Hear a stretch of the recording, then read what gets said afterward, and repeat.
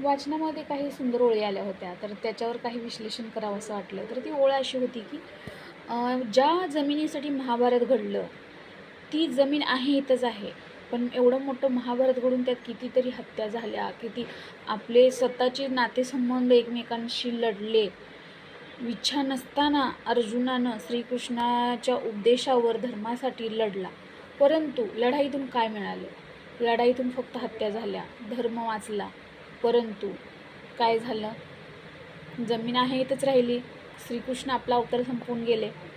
ते आपल्या समाजासाठी एक सांगण्याचं त्यांचं एक हे होतं की तुम्ही किती जरी लढाई केली, किती काय केलं, तरी हे जमीन, जागा, घर हे सगळं जे आहे इथंच राहणार आहे. कोणी सोबत घेऊन जाणार नाही.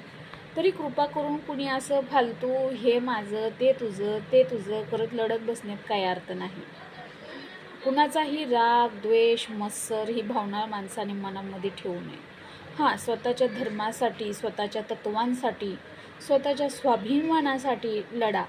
परंतु हे जे निर्जीव वस्तू आहेत, जमीन, जागा, घर, हे निर्जीव वस्तू आहेत, ह्याचं काहीसुद्धा मोल नाही आहे.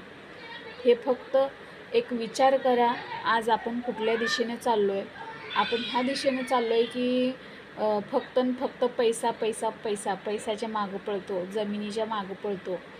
तर हे अजिबात कुणी करू नये असं मला वाटतं. कारण जे आयुष्य आपल्याला दिलं आहे देवानं, हे आयुष्य चांगल्या रीतीनं जगावं. मनुष्यजन्म हा एकदाच भेटतो असं म्हणतात. तर आपण आपले चांगले कर्म करावे. जेवढं आपल्याच्यानं होते तेवढं दुसऱ्यांना मदत करण्याचा प्रयत्न करा. जर मदत नाही करत तर कमीत कमी कुणाच्या वाटत आडवं पडू नका. कारण का त्यातून काही साध्य होणार नाही. तर बस एवढंच बोलायचं होतं.